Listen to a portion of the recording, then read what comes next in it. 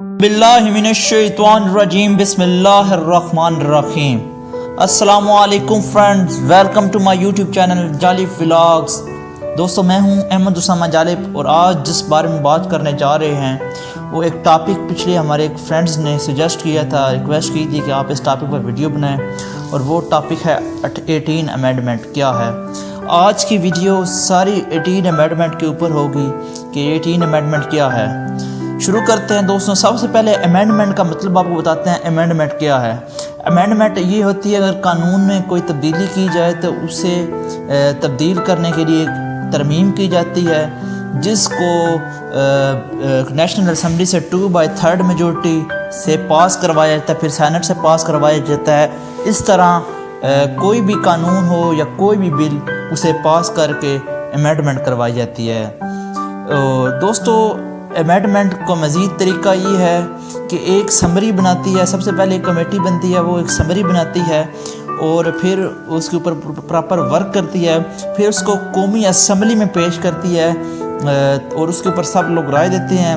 پھر اگر وہ سمری قومی اسمبلی سے 2/3 اکثریت سے پاس ہو جائے، مطلب 3% اکثریت ہے، اس میں سے 2% اس کے حق میں رائے دے دیں، تو وہ امینڈمنٹ یا سمری پاس ہو کر آگے سینٹ میں چلی جاتی ہے۔ پھر سینٹ میں بھی یہی ہے، 2/3 میجورٹی چاہیے ہوتی ہے۔ اگر وہاں سے بھی یہ پاس ہو جاتی ہے تو پھر اسے لاگو کرنے کے لیے صدر پاکستان کے پاس جاتی ہے۔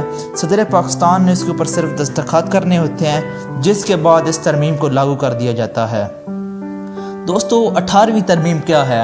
18 امینڈمنٹ 2010 میں یہ ایکٹ کیا گیا، یہ صدر آصف علی زرداری نے کروایا، ان کے دور حکومت میں کیا تھا۔ یہ 26 ممبر کی ایک کمیٹی بنی، پھر ان کمیٹی کا جو سربراہ تھے وہ رضا ربانی تھے، انہوں نے اس کے اوپر پراپر ایک سمری بنائی اور اس کو نیشنل اسمبلی میں لے گئے۔ نیشنل اسمبلی سے یہ سمری 342 جو پراپر جو ممبر ہیں نیشنل اسمبلی، ان میں سے 292 جو ممبرز ہیں انہوں نے اس کے حق میں رائے دی۔ پھر وہاں سے یہ پاس ہو کر سینٹ میں چلی گئی۔ سینٹ میں 100 میں سے 90 لوگ سینیٹرز نے اس کی حق میں رائے دی، جس کے بعد یہ صدر نے اس کی آصف علی زرداری نے اس کے اوپر دستخط کیے اور یہ ایک امینڈمنٹ پاس ہو گئی، جسے 18 امینڈمنٹ کا نام دیا گیا ہے۔ ایکچولی اس 18 امینڈمنٹ کا مقصد کیا تھا، اس کا بیک گراؤنڈ کیا ہے؟ ایکچولی پاکستان میں پہلے سیمی پریزیڈنشل گورنمنٹ ہوتی تھی، صدر کے پاس بہت زیادہ اختیارات ہوتے تھے۔ صدر جب چاہے اسمبلی ڈیزالو کر سکتا تھا، جب چاہے صدر اسمبلی ڈیزالو کر سکتا تھا، جس کو ختم کرنے کے لیے 58(2)B ایکٹ آرٹیکل ہے اس کو تبدیل کیا گیا اور اس صدر کے اختیارات کو ختم کرنے کے لیے 18ویں ترمیم کی گئی۔ ماضی میں اس کی حقیقت یہ ہے، ماضی میں ضیاء الحق نے جو ذوالفقار علی بھٹو ہے ان کی حکومت کو ختم کر کے جو پریزیڈنشل سسٹم کیا، پھر اس کے بعد میاں نواز شریف صاحب نے ان کو خطرہ محسوس ہوا تو انہوں نے 13ویں ترمیم کی، 13 امینڈمنٹ کروائی، جس کو بعد میں جنرل مشرف نے ریموو کر کے دوبارہ ملک میں صدارتی نظام لگایا۔ اس طرح صدارتی نظام بار بار لگا اور پھر 18 امینڈمنٹ کو پھر مشرف صاحب نے 17 امینڈمنٹ کروا دی، جس میں انہوں نے دوبارہ صدارتی نظام کو لاگو کر دیا۔ پھر اب جب نواز شریف آصف علی زرداری کی حکومت آئی تو جو پرانا صدر کی اختیارات تھے اس کو کم کرنے کے لیے یہ امینڈمنٹ لائی گئی۔ ایکچولی اس امینڈمنٹ کے بعد صوبے خود مختار ہو گئے، صوبوں جو وفاق سے اختیارات ہیں وہ صوبوں کو منتقل کر دیے گئے، جس سے صوبوں کو بہت زیادہ پاورز مل گئی، حالانکہ کچھ پاور ان کو نہیں ملنی چاہیے لیکن وہ بھی مل گئیں۔ دوستو شروع کرتے ہیں 18 امینڈمنٹ میں کیا تبدیلیاں کی گئیں جس کی وجہ سے قانون کی شکیں بہت سی بدلی، اس کے اوپر بات کرتے ہیں۔ سب سے پہلے جو صوبے ہیں جس میں NWFP north west frontier province جو خیبر پختونخوا کا جس کو کہا جاتا ہے، اس کو چینج کرنے کے لیے اس کو چینج کر دیا KPK میں۔ اس کے علاوہ بلوچستان کو بلوچستان، باقی ویسے صوبے رہے، ان کا نام چینج کر دیا گیا، یہ سب سے پہلے۔ پھر اس کے بعد آرٹیکل 6 میں ترمیم کی گئی، اس کو آرٹیکل 6A میں بدل دیا گیا۔ اس کے اندر جو مین آرٹیکل 6 کے اندر تبدیلی یہ کی کہ کوئی بھی اگر بندہ قانون کو بدلتا ہے تو وہ اس کو سزائے موت دی جائے گی. Any person who suspend shall face high treason. مطلب اس میں اب جو بھی اگر کوئی قانون، جیسے صدر مشرف نے نواز شریف کی جو 13 امینڈمنٹ تھی اس کو ختم کر کے ملک میں دوبارہ صدارتی نظام لگایا، تو وہ بھی اس امینڈمنٹ کے بعد اسی آرٹیکل میں آتی ہے، آرٹیکل 6 میں، جس کے بعد صدر مشرف کو اب ان کا کیس چل بھی رہا ہے سپریم کورٹ میں اور اس کا فیصلہ بھی آ گیا، انہیں سزائے موت دی گئی. تو یہ 18ویں ترمیم کی ہی کڑی ہے کہ ان کو سزا دی گئی. پھر اس کے بعد جو اس کا آرٹیکل 10A کو 10A میں بدل دیا گیا. اس کے اندر جو عام شہری ہیں ان کو فری ٹرائل کی رائٹ دیا گیا، جس میں اگر کوئی بھی شہری ہے وہ فری ٹرائل اپنا چلا سکتا ہے کورٹس میں، وہ اپنا انصاف حاصل کر سکتا ہے جب مرضی چاہے کرنا چاہے. مطلب اگر وہ عدالت اس کا رائٹ حاصل ہے کہ وہ انصاف حاصل کرے چاہے کسی صورت میں بھی ہو.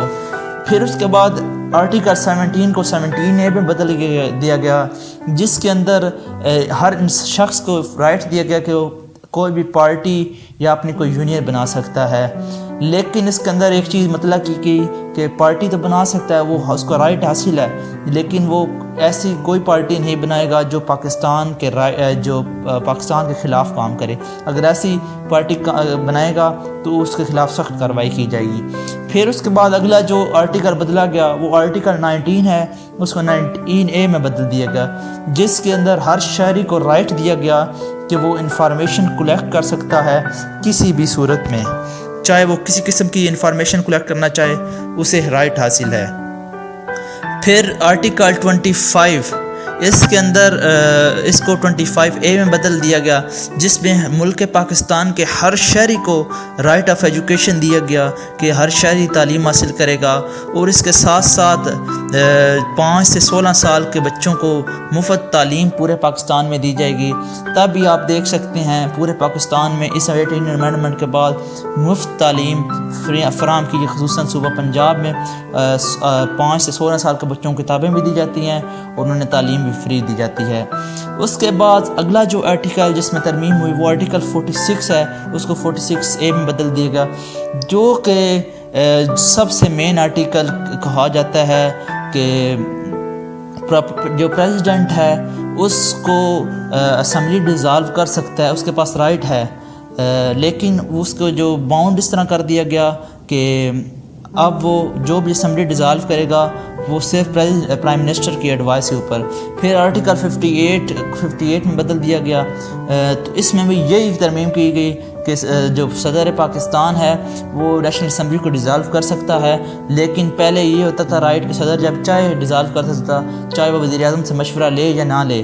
تو اب اس رائٹ ختم کر دیا گیا، صدر ہی اسمبلی ڈیزالو کرے گا، لیکن اگر وزیر اعظم ایڈوائس دے، اگر وزیر اعظم ایڈوائس نہ دے تو وہ اسمبلی ڈیزالو نہیں کر سکتا. پھر اس کے بعد سبسٹیٹیوشن آف آرٹیکل 59 کیا گیا، جس کے اندر سینٹ کے جو ممبرز ہیں ان کی تعداد بڑھا دی گئی.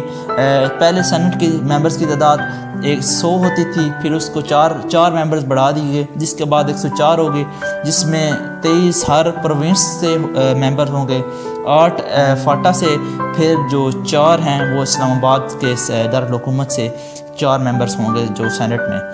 اس کے بعد جو اگلے آرٹیکل جس کے اندر ترمیم کی گئی وہ سبسٹیٹیوشن آف آرٹیکل 112. اس کے اندر جو جو گورنر ہے صوبے کا، اس کو اختیار دیا گیا کہ وہ ڈیزالو اسمبلی کر سکتا ہے، لیکن اس کو باؤنڈ کر دیا گیا جس طرح صدر کا باؤنڈ کر دیا گیا، اسے باؤنڈ کر دیا گیا کہ وہ اپنی مرضی سے اسمبلی ڈیزالو نہیں کر سکتا. البتہ وہ اگر جو ہے چیف منسٹر اس کی مرضی سے اگر وہ کہیں تو تب اسمبلی ڈیزالو کرے گا. تو یہ بھی اختیار چھین لیا گیا گورنر سے. پھر اس کے اندر جو اگلا آرٹیکل جس کو اندر چینجنگ کی گئی وہ آرٹیکل 140 کو بدل دے گا 140A میں، جس کے اندر لوکل گورنمنٹ ہے اس کے ہر گورنمنٹ اس بات کی مجاز ہوگی کہ وہ لوکل گورنمنٹ کے الیکشن کروائے پاکستان میں اور ان کو امپاور کرے، لیکن پاکستان میں آج تک اسے فالو نہیں کیا گیا. حالانکہ یہ قانون 2010 میں صدر آصف الزرداری کے دور حکومت میں پاس کیا، اور اتنی شرم کی بات ہے کہ انہوں نے خود ہی اپنے دور حکومت میں کوئی الیکشن نہیں کروائے، اور پچھلی حکومت نے بھی سپریم کورٹ کے حکم پر الیکشن کروایا لیکن وہ کروانا نہیں چاہتے تھے۔ تو یہ وجہ ہے کہ سیاستدان قانون تو بناتے ہیں لیکن ان کے اوپر عمل نہیں کرتے۔ اگلا جو آرٹیکل جس کے اندر ترمیم کی گئی وہ آرٹیکل 175 ہے، جس کو 175A میں بدل دیا گیا، جس کے اندر اپائنٹمنٹ آف ججز کے بارے میں بات کی گئی کہ آج کے بعد جو بھی جج اپوائنٹ کرے گا وہ جوڈیشل کونسل اپوائنٹ کرے گا، اب جوڈیشل کمیشن اپوائنٹ کرے گا۔ اب اس کے اندر ایک اور چیز وضاحت کی گئی کہ جوڈیشل کمیشن کیسا ہوگا، اس میں کون کون ممبرز ہوں گے۔ جوڈیشل کمیشن کا سب سے پہلے تو ایک چیئرمین ہوگا جس کے چیئرمین وہ چیف جسٹس آف پاکستان ہوں گے۔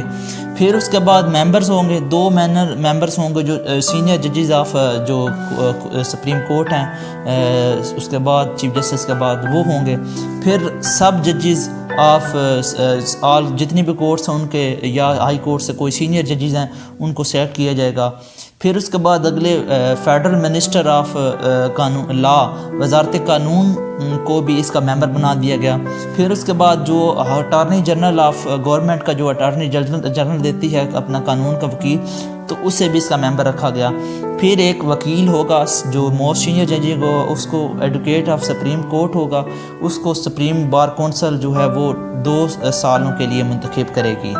پھر اس کے بعد اگلا جو وہ اس کے بعد ہائی کورٹ کے جو ججز ہیں وہ بھی اسی طریقے سے سلیکٹ ہوں گے، لیکن 2 موسٹ سینئر ججز آف ہائی کورٹ ہوں گے اس کے اندر۔